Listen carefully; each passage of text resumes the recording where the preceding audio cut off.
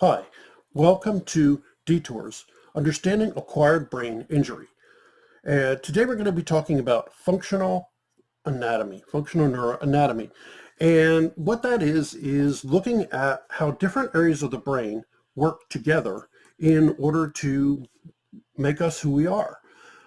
So we're going to be talking about, on a basic level today, we will get more in depth at a later point, what the different lobes do, what the different segments of the brain do, and just to give you some kind of a background in order to help you make sense of what it means when doctors, nurses, therapists, the psychologists are talking about, oh, he or she had, for example, frontal lobe damage, and what you can expect.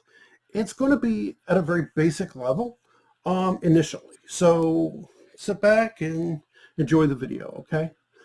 Now, just as a heads up, if you ever see me wearing a stethoscope, what I'm telling you is that that video will be medically oriented. So you can either look for those or skip them if that's not exactly what you're interested in, all right? So let's get started. The first thing we're going to talk about is this section of the brain, which is called the frontal lobe. All right, up here, it's right behind the forehead. This area is referred to as all the way back to, as you can see marked on the functional anatomy model, this is all called the frontal lobe. And this area specifically is the prefrontal lobe, which is kind of odd considering it's all part of the frontal lobe, but they do call that the prefrontal lobe. This area of the brain, the prefrontal lobe, is responsible for things like paying attention or the ability to focus on what's going on around in the environment, to filter out irrelevant stimuli, things like that. It's also responsible for helping you with emotional regulation. Many people who have damage to this area will have symptoms that resemble ADD or ADHD. And in case you're wondering, yes, this area is also impacted in kids with attention deficit disorder and attention deficit hyperactivity disorder, which is why a lot of those medications are used for people who have problems with ADD, ADHD, or with brain trauma, because it's the same areas and those medications work. Also here on the right side, you will find the centers that help us with emotional regulation. So damage here in the right prefrontal and frontal cortex are those aspects that allow us to recognize and express emotional functioning. So it's important to keep in mind that damage there is likely to be expressed as problems with recognizing emotions, both in ourselves and in other people too, because what the brain is good at doing is modeling the reactions of others, helping you with things like empathy. Damage there can be expressed as what would appear to be a lack of empathy. Even if the person feels the emotions, they may have trouble understanding. And so damage there will affect that aspect of their personality. Fortunately, therapy does exist that can help somebody better to understand. At the bottom, this is interesting. This is the orbitofrontal cortex. These white areas, as indicated on the brain, are the olfactory bulbs. These are for smell. A person with damage to the orbitofrontal region will have problems with a sense of smell and taste. They may often lose that. They also have problems sometimes, if it's extensive enough, with judging and weighting reward versus punishment. Should I do this? Should I not? Should I hit the cop, for example, if they're arresting me for doing something I shouldn't? And this area helps put weight on the consequences. So this is why a lot of people with damage to this region of the brain may be more likely to seem impulsive, or they may act out sexually, or they may act out in a way that seems callous or mean. It's because they lack the ability to say, no, I probably shouldn't do that. And that's because these areas that establish the weight of whether something is to their benefit or detriment, or to somebody else's benefit or detriment, isn't quite working right. Again, there are therapeutic techniques that will work for a person with some damage. It's not perfect, but certainly it can help. And medications are often applied to help a person who has problems with damage in these areas. They often say your personality is different, It's more complicated than that. Oftentimes what it is magnification of older traits or traits that are kept suppressed. And so it's a matter of relearning who you were or traits that you've had before, and in order to suppress problems from there. Again, medication is helpful.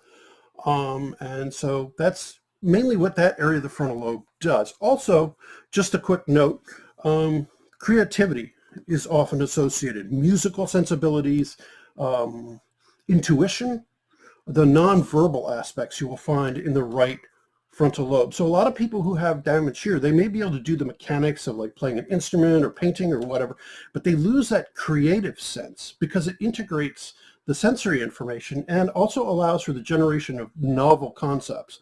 And so they may not be able to be as creative as they once were.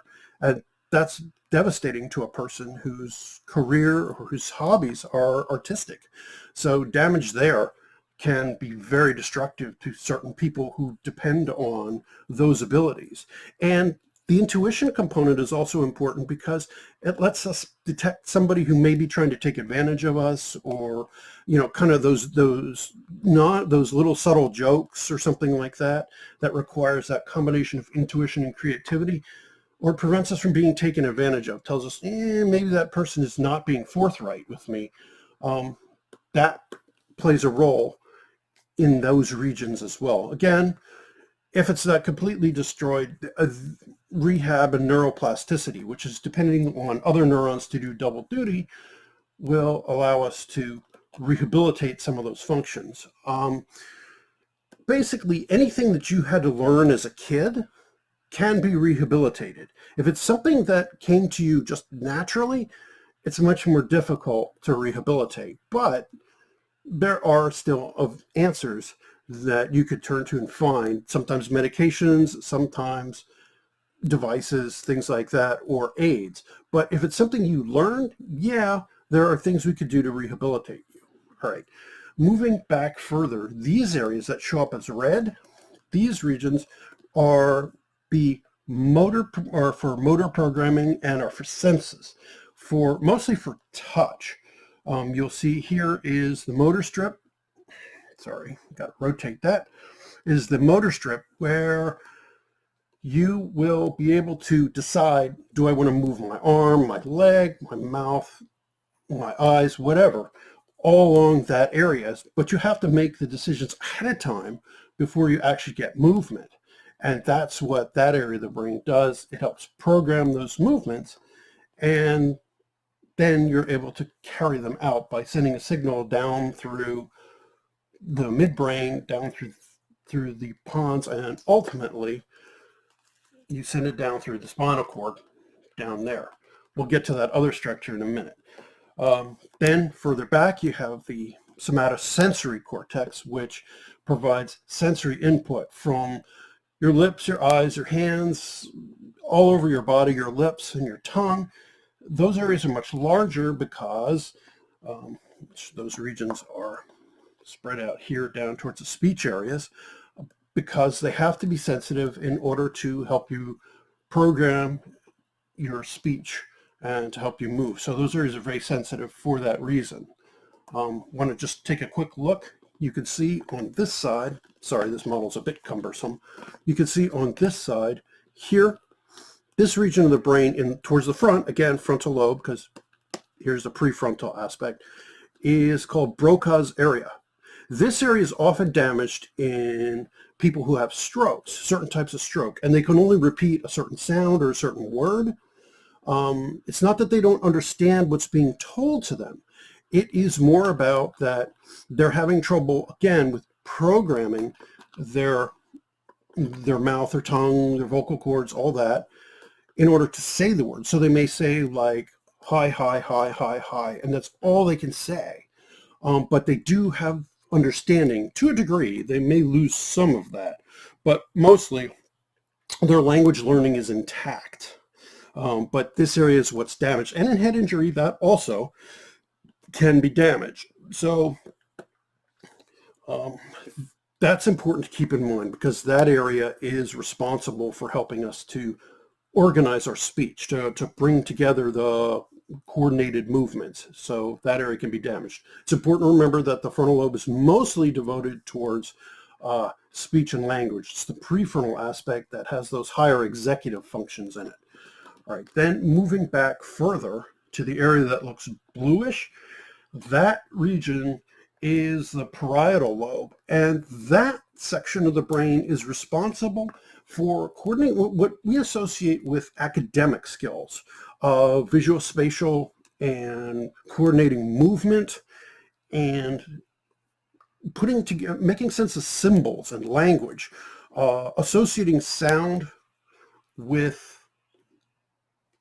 certain objects, things like that, like what is dog, what does that actually mean? So they're associative functions associated with the parietal lobe, but they're also somatosensory. So I'm talking about coordinating your movements, programming your response to, and understanding where you are in space, moving your arms, moving your legs. So people who have problems with coordinating their bodies will have problems with understanding where they are in space. So if you have an injury to this area, and it's, as you can see, it's both sides, and they do cross over. We'll get into that also. They do cross, so the left side controls the right side, and the right side controls the left side, and perceives the same way, left to right, right to left. So it also orients you as far as where you are in space. So it would also explain increased dizziness and disorientation and likeliness to bump into things and just not understanding the world around you. And that also applies to the abstract realm as well, because you make a representation of what you maybe are reading in a book or what you see in a video game or whatever else based on your understanding of the real world. So damage here will also affect that. Which is kind of interesting, but it can really be quite devastating. And when you're driving, same thing. That area is also adversely affected. When that area is affected, you may have problems getting lost, finding your way. So parietal damage can be quite devastating. And that's why you have to rehab. Kids who have damage here, a lot of kids who are learning disabled, will have damage in these regions. Kids who have trouble with dyslexia or dyspraxia, or who have problems with dyscalculia, which is a mathematics disability, they'll show problems here. I want to bring your attention to angular gyrus here, which is here in this area. And what it does is that's associative for symbology. So matching the number 3 to the idea of 3, for example. So you can imagine symbol association is important, and damage there will affect math abilities or even logic.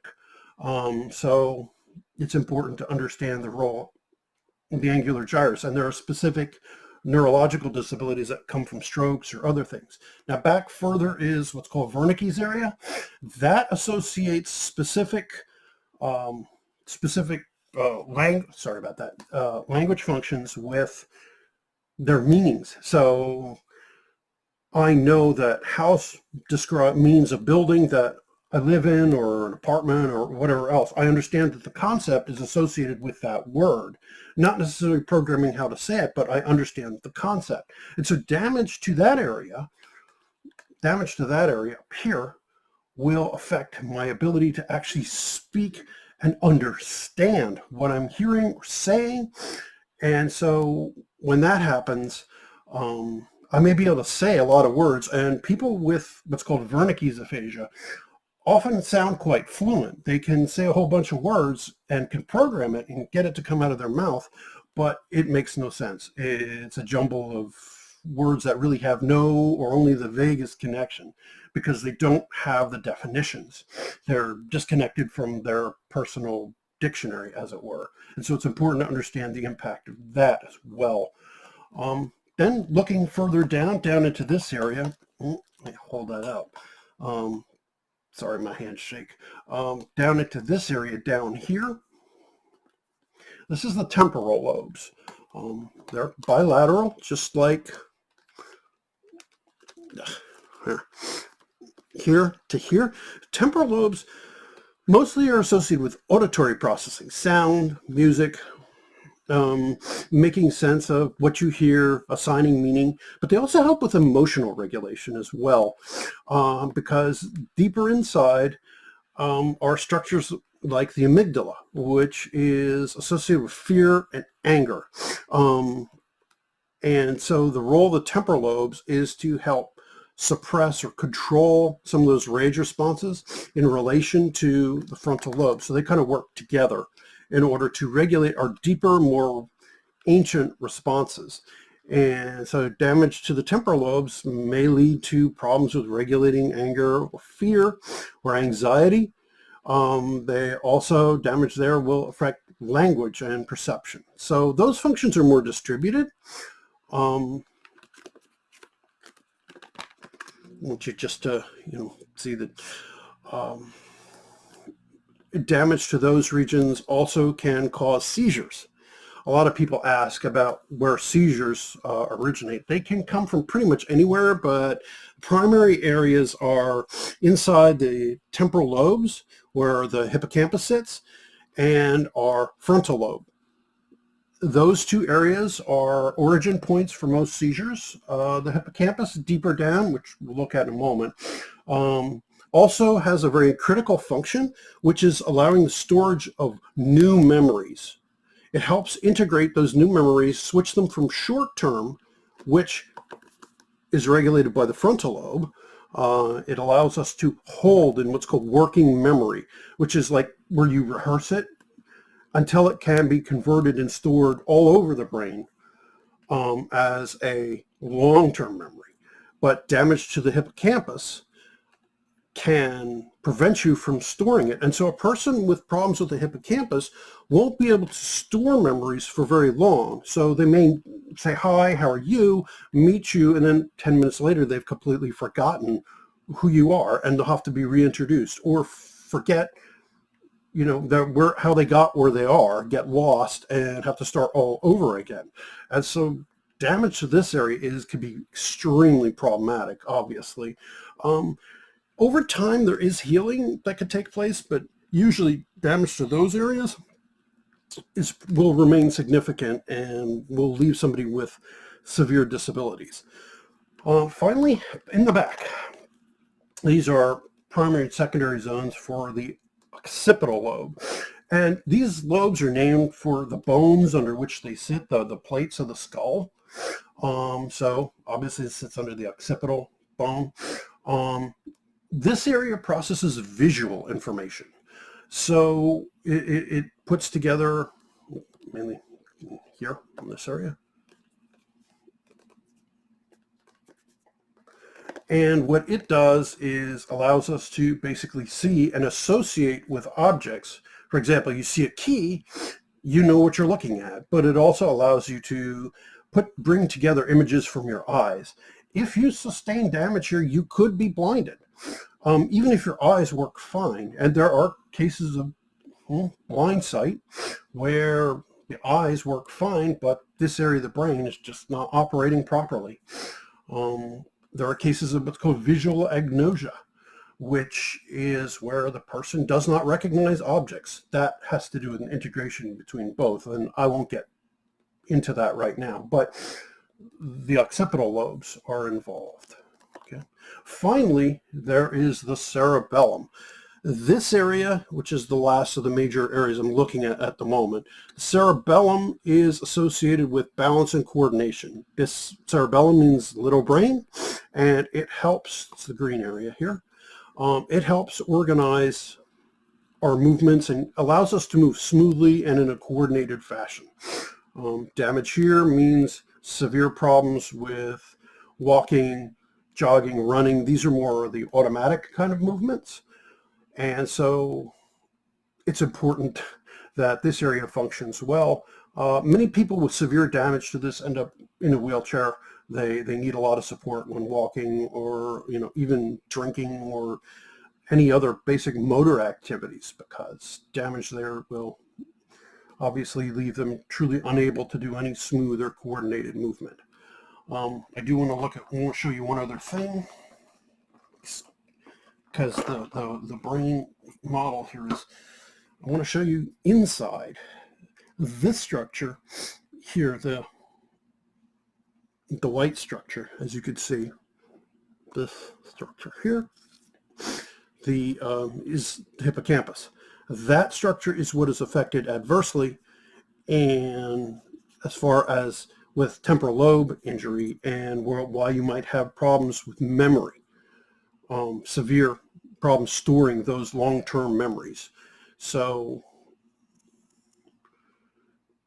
you may hear doctors talk about hippocampal damage, and it is also one of the places where seizures originate. It's also very common for seizures to originate here. And this is oftentimes apart from the frontal lobe where you will see a problem. So I just wanted to show you that. And there's also a structure called the amygdala. Well, we could talk about that later. It has to do with rage and anger. It's very close to, sorry about that, here.